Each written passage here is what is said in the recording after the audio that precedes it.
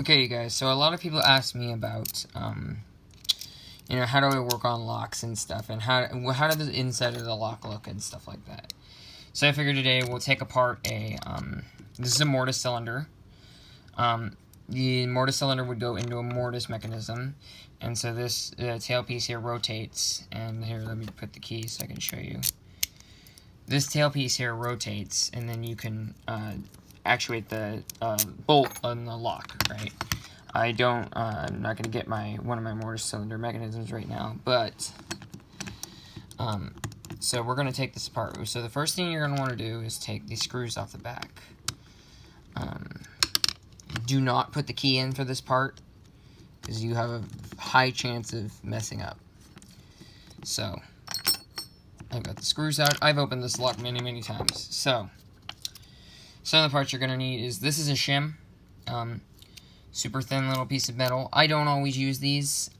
They're handy for certain things when you can't usually open a lock the way that you would want to.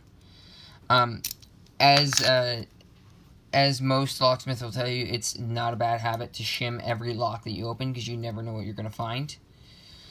The other thing that I use are these tweezers. These are, I made these myself. They're pinning tweezers. Some people call them wire holding tweezers or whatever, but yeah, they're pinning tweezers. You notice that these are just regular tweezers. You can buy special pinning tweezers, but I'd say it's not worth it to buy special pinning tweezers. It's really not worth it.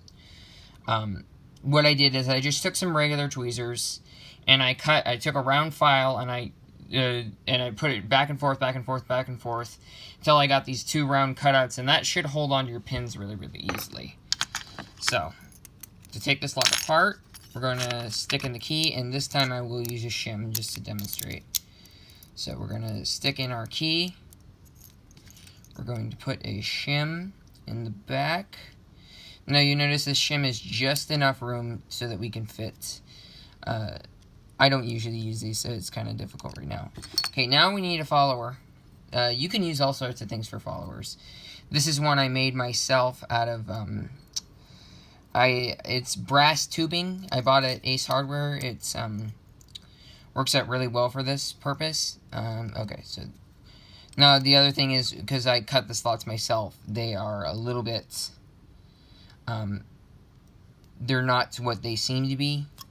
So, yeah, they're a little bit more messed up. So, so I don't usually use shims. So let me show you without the shim, because a lot of people won't have that. So, we're going to twist it 90 degrees. 90 degrees, you can go in either direction. We'll go right this time. You're going to take your follower, slide him through there, and then what the follower is doing is, so here are our key pins. These are our pins that go on the bottom, and they interact with our key. So you can see them moving up and down as the key. Now you'll notice this is perfectly flat with this key. So when I insert this key, here's the key. That's a really, really good bitting on there. When I insert the key, these are different height pins, and so then we have these special pins here, and so when you sometimes you'll see them that they've been filed or whatever. This one I had to file a little bit because they didn't exactly match up, but they are of different lengths all the time. They are these are Schlage pins, so these are special Schlage pins. Here's my Schlage pinning kit.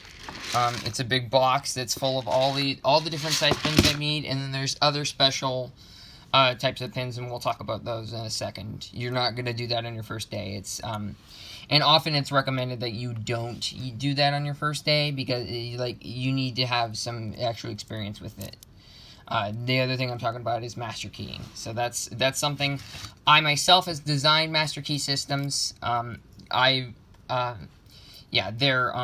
they're sometimes fun to work with. It's just there's some math there to work with you there. So it appears we dumped this guy, I think. Oh, nope, wrong guy. So what you want to do when you're dumping these pins, you got to be careful. So this pinning tray is not labeled. It's not a very good example, but I have multiple pinning trays. This one I made myself. All the pinning trays I have, I made myself. So then you start. This is pin 1. That's pin 1.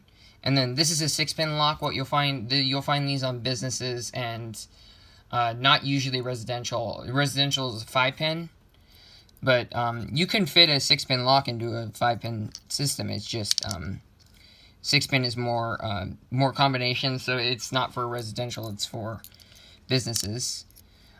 So as you can see, we're dumping the pins here, and so I'm going in order. I know that green guy goes in the back here, I believe, so that we can check him and make sure that he's flush. And it appears he doesn't. So it's that other guy. So there's our key pins. So now here comes the tricky part. I would recommend, if you're going to be working with if you're going to be working with locks, that this I'm not sure where I got from. It's the perfect size. It's a rod that works really well. It's solid. So I'm going to slide that back through. And so the hollow is hard to work with when you first start working with stuff, because the pins are going to jump out at you. So what we're going to do is we're going to start with pin 1. Okay, see, you can just see that pin there. I'm going to pull them all the way back, and I'm going to let that rise up. Okay, and we have a standard. These are, I think I put at least one security pin in here. So standard pins are usually easier to pick than a security pin. I think there's one spool in here. I'll let you know when we get to it. Standard. And there may be different types of springs in this lock, because I probably had to change them. I usually lose the springs, so. Yep, there's that other pin. Now, notice this is a key pin, so this was not, this was upside down, so yeah, that's the right way. Sometimes I don't have driver pins, so the key pin, they still work. You just don't want to put that notch side down. Notice these key pins have a little notch at the bottom, and so they're cut down at the bottom. Focus for me, come on. I don't know how well you can see that, but they're cut down at the bottom so that they interline with the key. And driver pins are totally flat on both sides. So this is a point at the bottom of key pins. Driver pins do not have, driver pins have flats. These are Schlage pins. Quickset pins are different. Do you make Quickset pinning kits? Personally, Schlage is more secure than a Quickset, because Quickset you have 6 possible pin positions, so 6 possible numbers, whereas with the Schlage you have 9. So if you do the math, so it's we have 6 pin positions here, and so we have and a total of 9 different spots. So we have 9 to the 6th. So yeah, 9 to the power 6. And that will give you how many possible combinations this lock has. So now we're going to go towards the back. We got another standard that goes in slot 6. I usually get it mixed up, but if you have all standard, it really doesn't matter. If it's master key, then it will also matter, but I mean, it's not the biggest deal. That goes there. Dump the spring. So now we have, and then we have that spring. Okay, here's our spool. So he was in slot 4.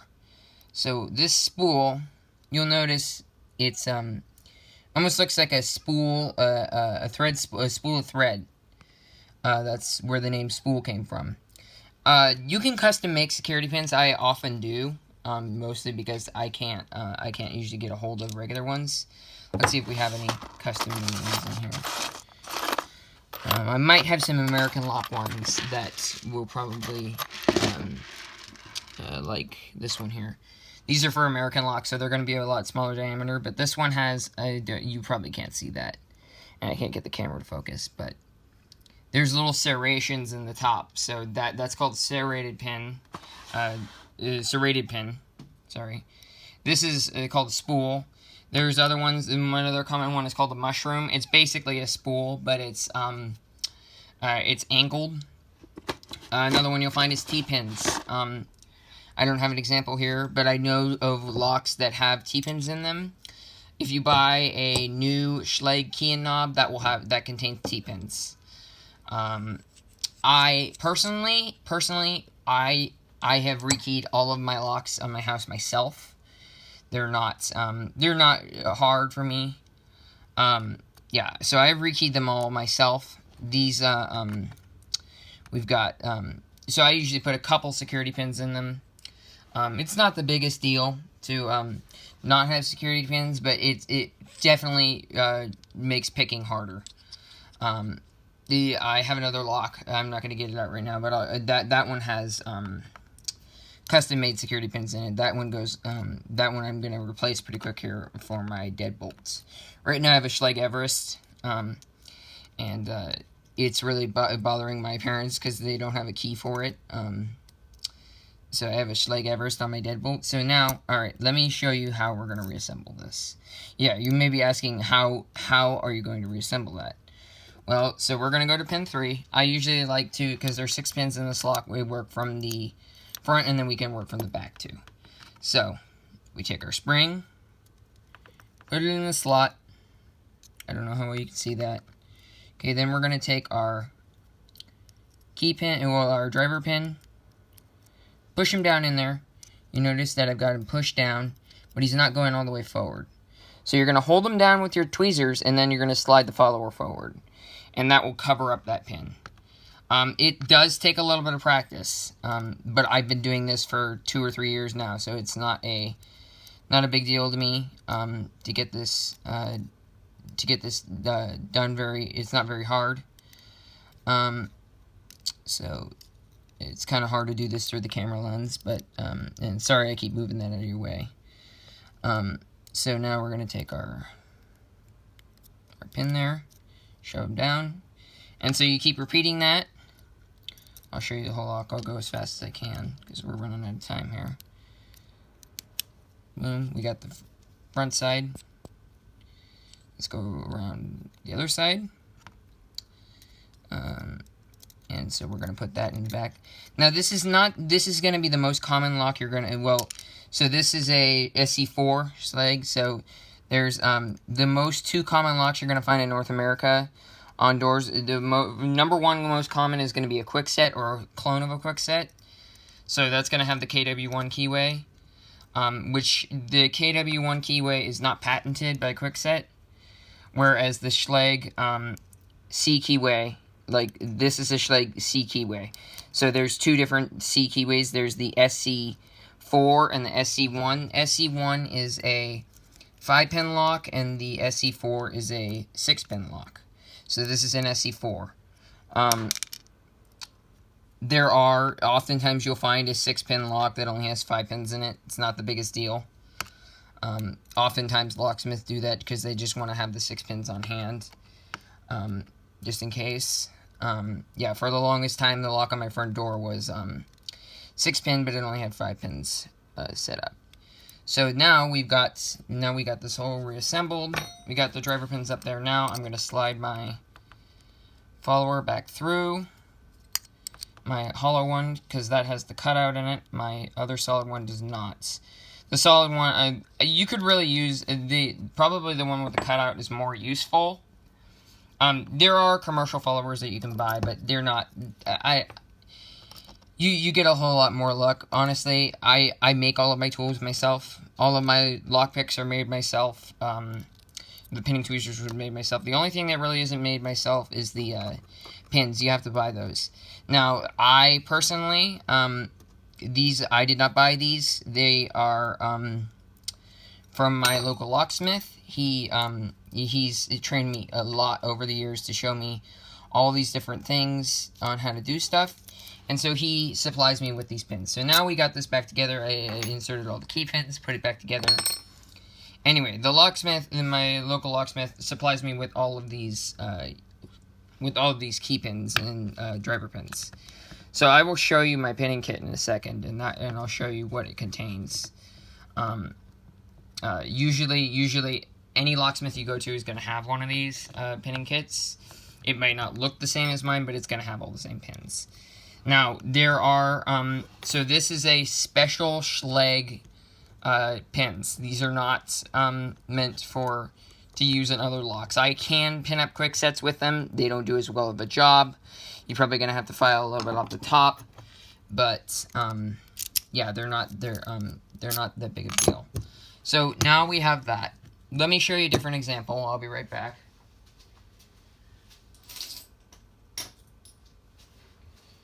Here's another example. This is a Schlage. This is called a kick cylinder, KYK cylinder. So, but it's called a kick cylinder. And so what we do here is they make a special tool. I don't own one. I don't think it's worth it.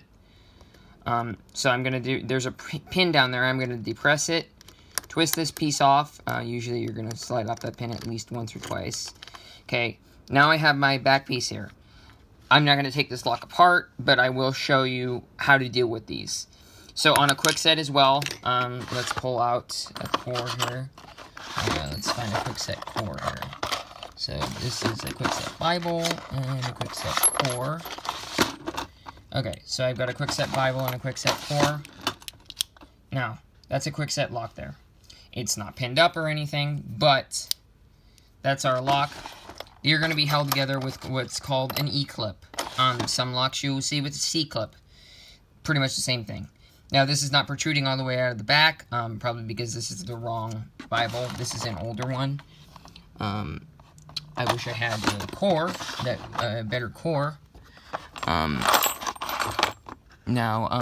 Okay. Well, anyway, the C-clip is going to go over the back. There's a special quickset tool that is also supplied to me from my locksmith. That one's a really, it's a special tool that will help you take these apart. So now, notice I took this apart, right? This Schlage cylinder. This one's a bit older, so it's not as new as some of the other ones. This is a 5-pinner. Usually you're going to find a 6-pinner. Even on residential, but it's going to be only pinned up to 5 pins. So, what we're going to have is, usually this one is not labeled, but we can probably, let me go find a core that is labeled. Usually you're always going to find on Schlage, and like I said, Schlage is much better than Quickset. It's still not the best, but it's much better than Quickset. There's probably more that you can get out there. Here's a Quickset core. So here's a Quickset core. As you can see, 5 pins, and then we've got these little holes out here on the side. These are for construction keying. I'm not going to go into depth about construction keying right now. It's not something locksmiths usually work with. It's usually you buy the lock and it's already construction keyed. So I'm not going to go too in depth about that today. But so now that I've taken this ring off here, there's the pin still sticking out, and there's a spring underneath this pin. So I'm going to dump it out. Make sure you get that spring. That spring is, I cannot tell you how many of those springs I have lost by not checking that I took the spring out. I have a million of these little pins, but I don't have any of the springs. So, make sure that you get, and so this spring is different than some of the other springs. This one's steel. You will find all sorts of springs in locks. You can find copper, brass, steel. Now, working with this type of lock, these are going to be what you're averagely going to work with. There are other ones that you could work with. Master locks, for example.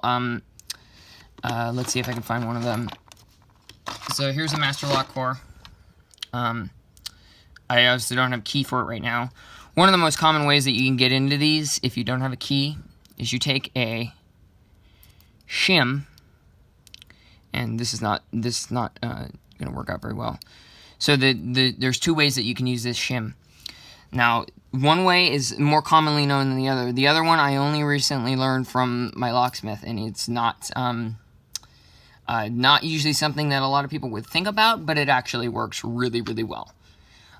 So, to open these, you take a shim, you slide it in the back, it's like that. Okay, and then usually you would take a pick, usually a rake up those pins, and then once you get that shim all the way to the front, the core will rotate. I'm not going to do that right now. The other way that works really, really well, it does take some skill. I only was able to master it recently, so it does take a lot of skill to figure it out. But once you figure it out, it's one of the best things. It's way better than having to rake these. So, the other way is you take a blank key. I don't know if I have any blanks on me right now. No, it appears not. Well, okay, I'll show you a SC4 blank. This is an SC4 blank. This one, it's marked with ABIS, but it's an SC4 blank. And so what these do is you can see there's little tiny cutouts. Those are the maximum height that the pin is cut to.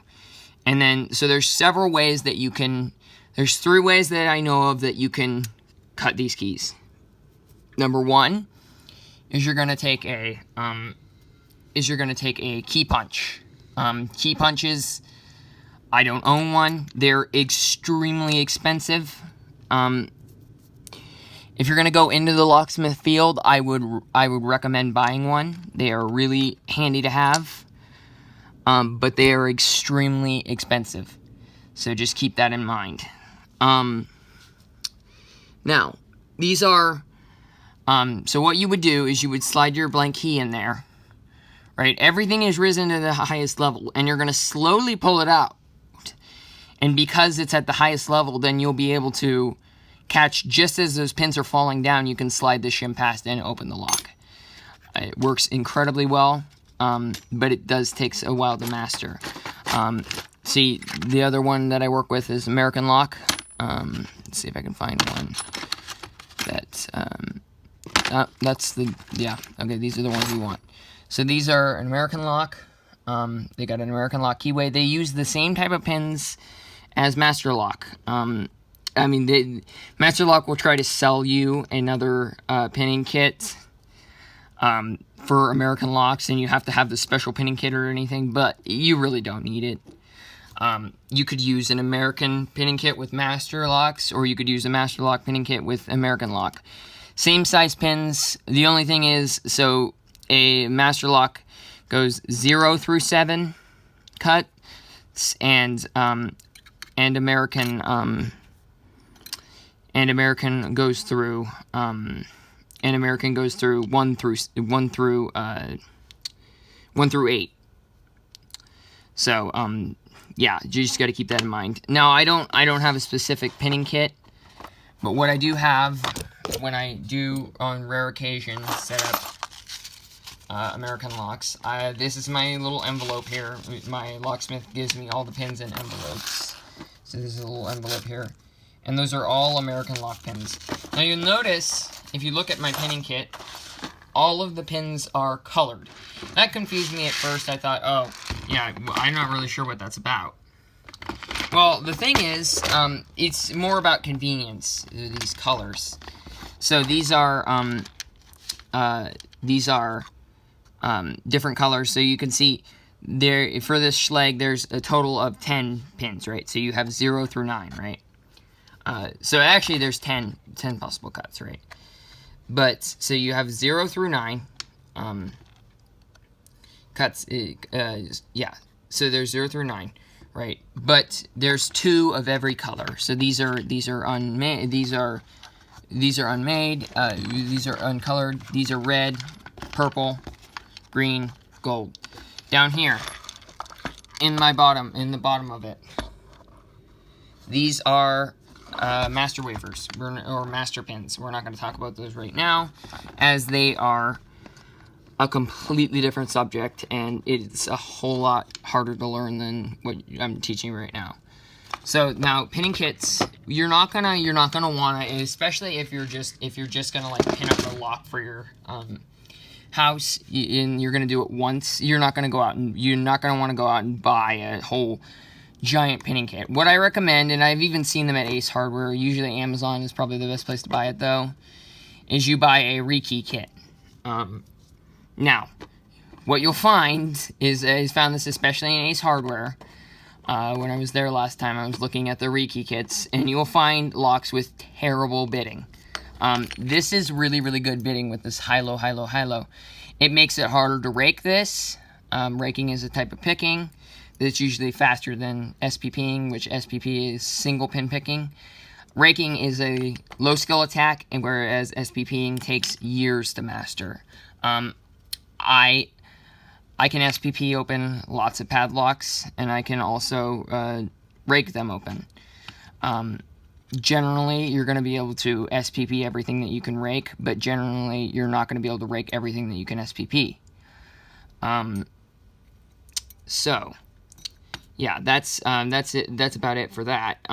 But the pinning kit, yeah, you're not going to want to go out. So you just buy a Schlage rekey kit or a Kwikset rekey kit, and that'll come with a follower, new key pins, and yeah, a follower, new key pins, and and 3 new keys, right?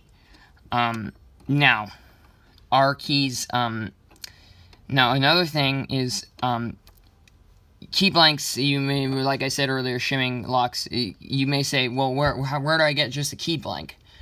Well, it's easier than you think it is. You can go to Home Depot, or you can go really anywhere that, like Ace Hardware is another one. Orchard Supply used to do it. They closed, though. Lowe's will do it for you. And so you go over there, and they're going to have a really large casserole of, it's going to be a spinning thing full of all these keys. Now you're going to look for, you're looking for, this is called the keyway, this front here. Every lock has pretty much a different keyway. So Schlage, the most common ones you have are going to be your C keyway. Now, this is a special key. There are several Schlage keys. Several of them. Keyways, sorry. Now, there are 2 different types. So there's the normal letter keyways. Those are not restricted, and they're very easy, and they're usually a locksmith will have them for you. If you have a more uncommon one, of the letter ones, you're probably not going to be able to get it done at like Ace Hardware or whatever. They're going to try to give you an SC. They're going to try to give you a C keyway, and then it's not going to work. Now, so what you can do is you can go to a locksmith, and they will usually have all the different types. And so, let's see what I can name off the top of my head. There's C, E, F, FG, G, H, K, J, and I think that's mostly it. There might be a couple more that I'm missing, but those are your letter keyways. Now, this is the L keyway.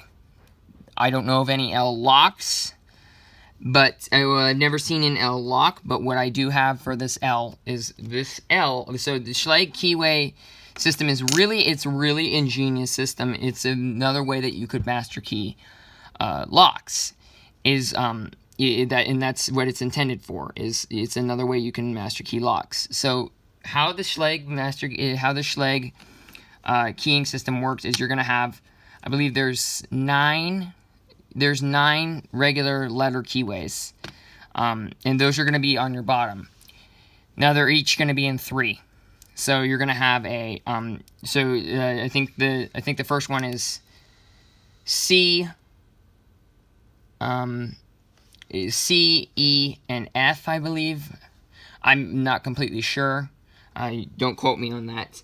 But those are going to be your first ones, and then there's going to be one hierarchy above that. So there's going to be one key that will open those 3, but it won't open the other 6 keyways. And then you're going to have the other. Another set of 3, and they're going to have a key that'll open that. Then another set of 3 that'll open all 3 of those, right? And then there's all the individual keyways, and so they all have an individual key. And then this is the master that will unlock every Schlage keyway. This is a L keyway. L will unlock every Schlage keyway, letter keyway. Now, are there more? Yes. There are many more Schlage keyways. Some are custom made. for different companies, and that you cannot buy regularly. Now, so the other keyways are called the restricted number keyways. So there's about 7 that are actually not as restricted, and your regular locksmith is going to have a key for. If you need a copy for one, there's a master that will open up all the number keyways as well. It works the same way. But yeah, there's about 7. There's about 7 normal ones, and so they've got really weird numbers. Let's see if we can find one here. I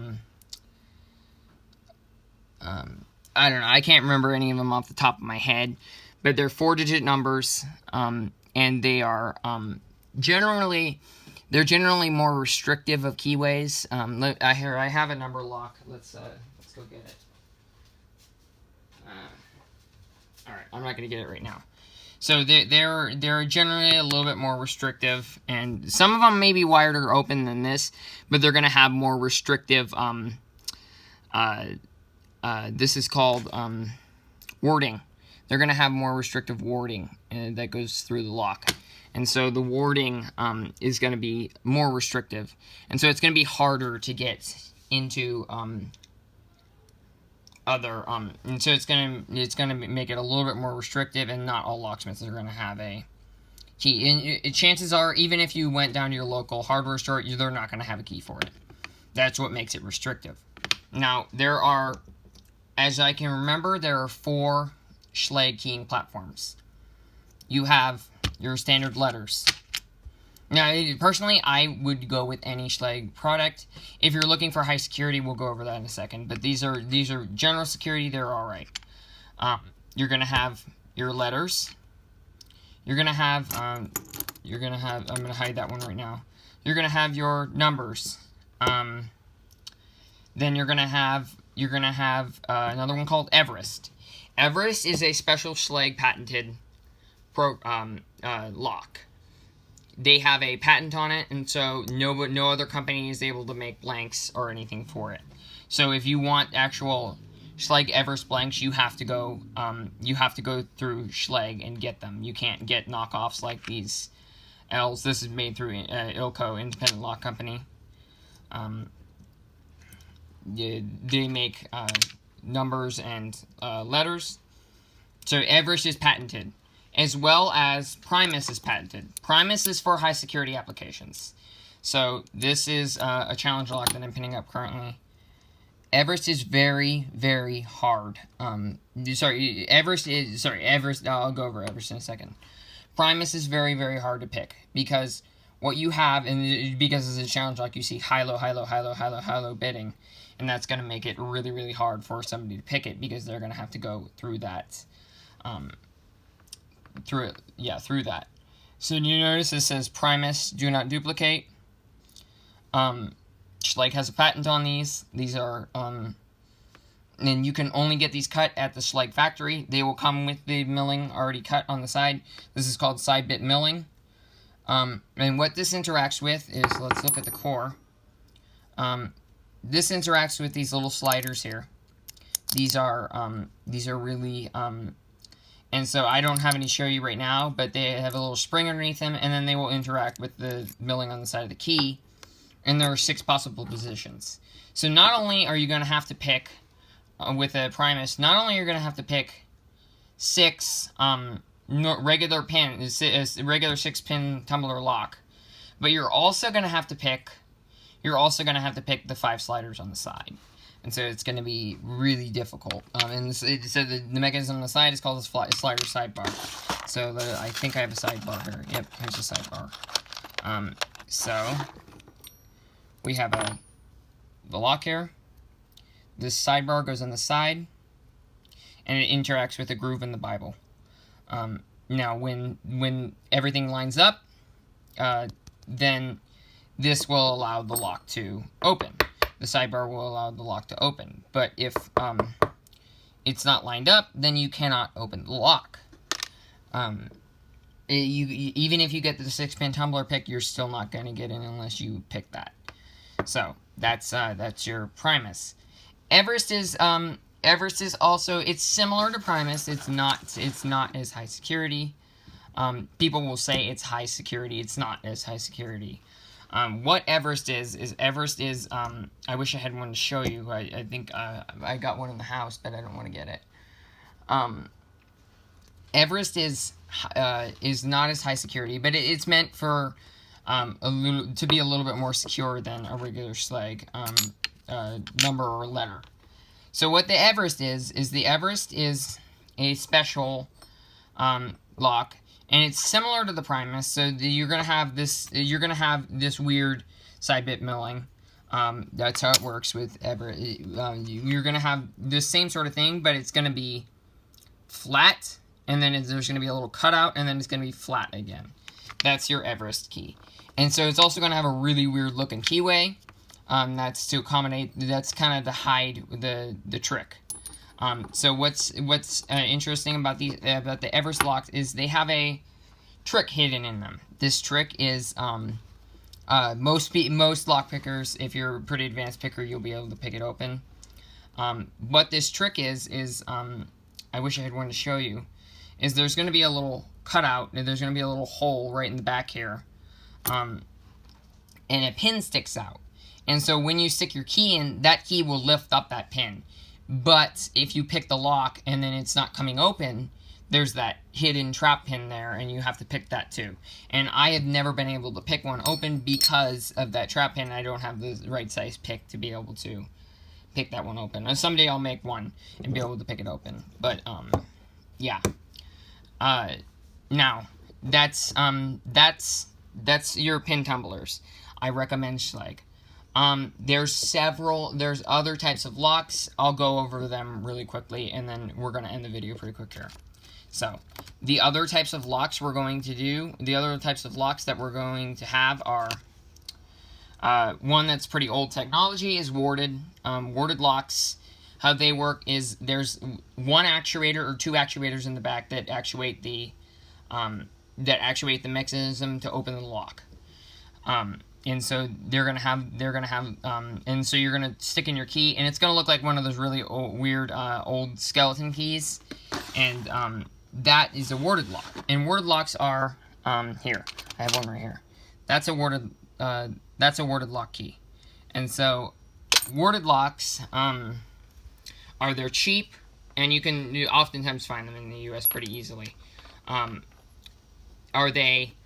they going to be high security? Not at all. Most of them, so these newer master ones, I'll give them some credit. They did all right. But most of them you're going to find will be able to open with what's called warded picks or warded bypass keys. And so they're a special type of looking piece of key, and you can stick it into the lock, turn it, and it will open. The lock. It will open the lock, usually bypassing that actuator instead of using the key. And they won't have any of this weird stuff on the bottom. It'll just be this tip. So pretend that's all gone, and it's just that tip. Now, what Master did, they thought they were pretty smart when they did this, but they're not as smart as they think they are. With the newer ones, you're going to find that there's all this stuff, and I wish I had a newer one to show you. I got a bunch of them. I just got to dig one out and show you another time. So there's these cutouts here, and then you have these things. So what Master did is that they have a double actuator, but I figured out a hack to getting these open.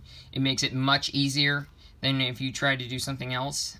So how I work at getting these open is, so there's we're gonna file off all this down here. That's all gonna come off. So you're not gonna see that anymore. Then you're gonna leave this tip. The tip is always gonna be the same length. This guy here, I don't know if you can see where my finger is. We're gonna file that off until about there. And then that will give you a master key that will open all of your master warded locks. The newer ones. The older ones all work with the warded picks. And so so that's warded locks. Another one is a disc detainer. I only own one disc detainer lock, and I'm not digging it out right now because it's very special to me, and I don't really want to I don't really want to, dig it out. So the other one is called, it's a disc detainer, and how a disc detainer works is similar to slider sidebar, but disc detainer is, there's a sidebar, and then there's discs on the inside of the lock. So let's pretend that this is a disc,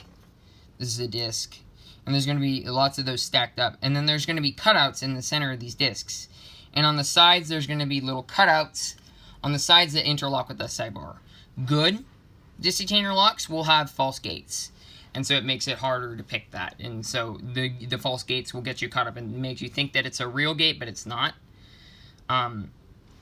False gates are, so with the best disc detainer lock that you can buy on the market is, the best two that I would recommend are ABUS Plus Core. That one's a disc detainer, and it's very high security. Not very many people in the world can pick that. And then the other one is any Abloy lock. You're going to be fine. Abloy Classic is going to be your least secure, as some people can pick them. The problem with Abloy Classic is it has a D-shaped keyway, so it's literally the shape of a D, and so, or half a circle is the other thing. And so those keys are very, and so it takes special picking tools, and so you could look at like Lockpicking Lawyer on YouTube, and you can find that he's done the same thing. He'll make one where he has a disc detainer. He made a special Abloy Classic pick. Now the other thing, and then there's the newest Abloy model. Pretty much anything after the Classic is going to be a 16 disc design. Abloy Classic is 10 disc plus a spinner in the front. And so it's basically 11 discs. And 16 disc design is very, and so the newest one, and I think it came out in 2008 or 2010, I can't remember, is the Abloy ProTech 2. There's the Abloy ProTech 2. It's similar to the ProTech. What the ProTech is the ProTech is 16 discs on a key, and so there's like 1.3 billion possible combinations or something like that. So a very, very secure lock. And so the ProTech is 16 discs. The ProTech 2 has a ball bearing in the key that interacts with a locking mechanism in the lock, so it makes unauthorized keys hard to make, and it makes it harder to pick the lock. One person on the face of the earth has been able to pick the Abloy ProTech 2, and you can see it on YouTube. Just search picking Abloy ProTech 2. One person on the face of the earth has ever been able to do it. So you're pretty secure there. And so so that's a this detainer. The other ones that I'm going to talk about is the dimple locks. Dimple locks are I don't own any dimple locks, so I wish I could show you one, but I don't. One of the most common ones you're going to find is ABUS in Germany. You can find dimple locks all over Europe and Asia. They're not very common here in North America, but all over the rest of the world they're pretty common. Now they're basically a pin tumbler, but the pins are a lot shorter, and you stick your key in flat instead of up and down. They're odd looking, but they're pretty secure. Other ones that you're gonna find that's dimple locks. Another one that you can find is let's see, slider sidebar. Slider sidebar you'll find in bike locks and in other stuff. It's pretty secure. I mean, it's not too hard to pick.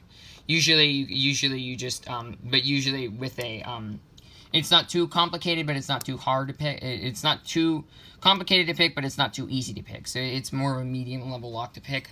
I've never picked one myself, as I don't own any. But slider sidebar is like that, and it's a little bit harder to pick. And then you're gonna look at let's see, what else is there. We went through dimple locks, disc detainer, pin tumbler. That's mostly most of everything you're gonna find. Oh, another one, tubular. Tubular. Throw out your tubular lock. Okay, if you have a lock, the bike lock that still uses a tubular lock, throw it out. It's not worth it to use it, especially if it's an older model. The only good one that I've seen is like the Master Street Cuffs. That one will keep you. That one works pretty well. Other than that, stay away from tubular locks. They were like in 1975. They were like the 1975 through like 1985. They were super secure and everything. Now there's I don't have one, but there's this thing called the tubular lock impressioning tool. You stick it in. Some people will call it a pick. You'll stick it into the lock. Get the right amount of tension on there, and then you would just be able to press it, and after a couple seconds you have a key. So yeah, tubular locks are not worth it these days. And that's pretty much all you're going to find. Another common one in the US, on high security applications, you'll find this anywhere where there's a lot of cache. I have one right here it is, underneath this tape. That's a Medeco. That one's a 5-pin. Very secure. Anywhere where you find a lot of cache, anywhere there's a lot of cache, you're going to find a Medeco. Whereas that's vending machines, lottery ticket dispensers, and all this other stuff, you're going to find a Medeco on there. And so Medeco, how that works is it's going to be pins that not only do you have to lift them to the correct height, but they also have to be rotated to a certain angle, which makes it picking very difficult. That's about it that I have to say that you are gonna find in the world. Of course, there's new locks being made every day, and it's not like one person in the world has seen every single type of lock there is.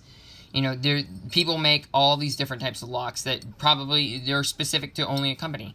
One that I really like is the Boley lock. The Boley lock it's a mixture of warded technology and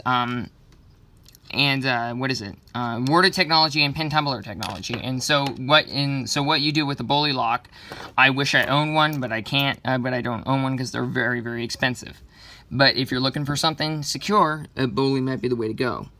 The Boley, what it does is it's a and only one person that I know of also has been able to pick the Boley. And it takes specialized tools, and so it's not gonna be very likely that you're gonna be able to get that open. Drilling as well is not very easy with the Boley. So the Boley is like this lock here, except you're gonna have like a skeleton key shape in the lock. And so pretend this is gone, and there's a skeleton key shape on my finger.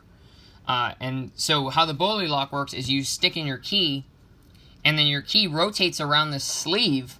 So that sleeve is completely covering the pin, so you cannot get in there and pick the lock. The only way that you can really you would really be able to do it is with something called with a bump key, and that's the only way one guy's ever gotten it open, and he needed 5 different bump keys to be able to get it open. So it's not gonna be something easy to do. And that's one that came out a couple years ago, and it's like and I put respect out to them, and it's something that the world's never seen before, you know, and I believe they have a patent on it, so it's not like some Chinese company is going to come up with it. That's about it that I have for locks. I hope you guys enjoyed this video. Sorry it went so long. Please consider subscribing. You might, I don't come out with videos very often, but I figured, you know, whatever. Yeah, a lot of people ask me about locks and how they work, so I figured I would give a little synopsis on how locks work. So, there you go. Sorry you had to listen to me at the end rant. I didn't mind if you skipped the video. But hey, if you made it to the end, leave a like. That would be appreciated. And what was your favorite part of the video? Definitely. And also let me know in the comments if you're gonna ever use any of these skills.